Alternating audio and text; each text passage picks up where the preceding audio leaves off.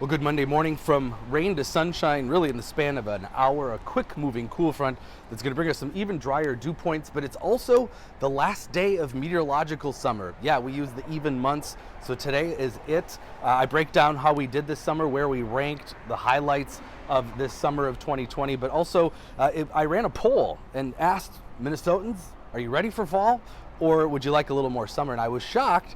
It was very, very close, right down to the wire, but narrowly you all voted to have a little bit more summer. We're talking by just a few tenths of a percentage point here, but either way, let's take a look at summer 2020. Hot summer for us. Our ranking was higher the first half of the summer, and then we did have some cooler, or I should say more like normal temperatures, end of July and beginning of August that helped to offset our top 10 rankings that we had early on. Hottest summer ever was 1988. I know that might surprise some people, but only a few of those Dust Bowl years are in the top 15, 1933, 36, and 1937.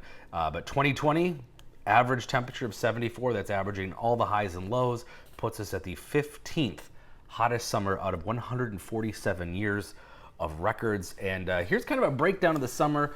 I plotted out, if you're super geeky, the orange dashed line towards the top is the 90-degree mark, and we did get above that many times, of course, so a couple weeks worth of 90s, which is about average, but it was those consistently very warm days that really put us into that top 15 spot. With the hottest period here, I've marked out June 25th to July 12th, so that was our 2 to 3 week hottest period of the year.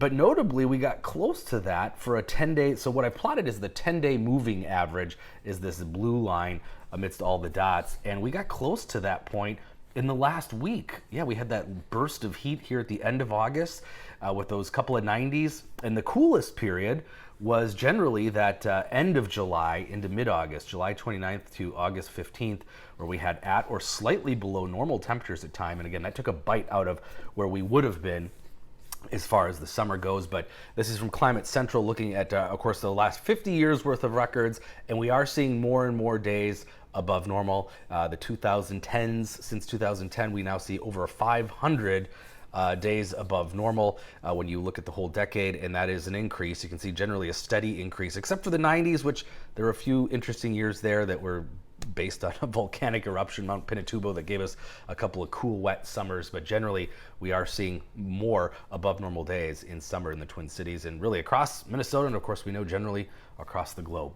Speaking of heat, take a look at this time lapse of the waters in the Gulf of Mexico. This is the job of hurricanes, basically, is to transport excessive heat from one place to another. And you can see that as we look at the water temperature anomalies, are basically above or below normal water temperatures. Turns from orange across that whole middle of the Gulf to blue as Laura just really churned those waters and mixed up the Gulf of Mexico. So pretty interesting to see that textbook example of that. But closer to here, the rain we had overnight moving out very quickly, skies clearing out rapidly, so it's going to be a beautiful Monday, just kind of cool. The biggest change behind this next minor cool front is going to be even drier dew points in the 40s this afternoon into tomorrow, and that's going to lead to some cooler temperatures as well. As far as rain goes, that is now moving quickly across western Wisconsin. Picked up decent totals depending on where you were. Across the metro, generally anywhere from 1/4 of an inch to as much as a 1/2 inch, but these bright green areas down to the south towards Mankato, and especially the Rochester areas, that's where we got up to some 2-inch rainfall amounts in the overnight hours and early morning. So again, that rain is gone. We are high and dry, no rainfall here in the next couple of days.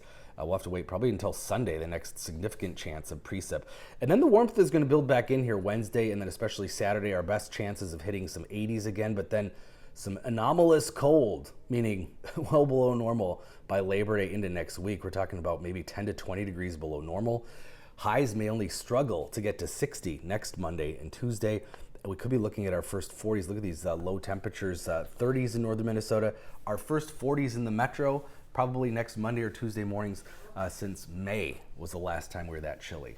So we know what's going on the rest of the year. That's kind of the transition that we're headed into. But nice this week, sunshine the rest of today. Tomorrow we'll have just a few clouds, lots of sun on Wednesday, Thursday, back into the low 80s Wednesday.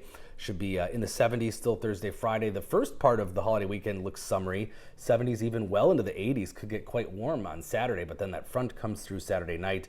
Temperatures drop Sunday into Labor Day. So if you're making those plans to be out on the water, getting in the sun, probably Friday, Saturday are the best days to do that.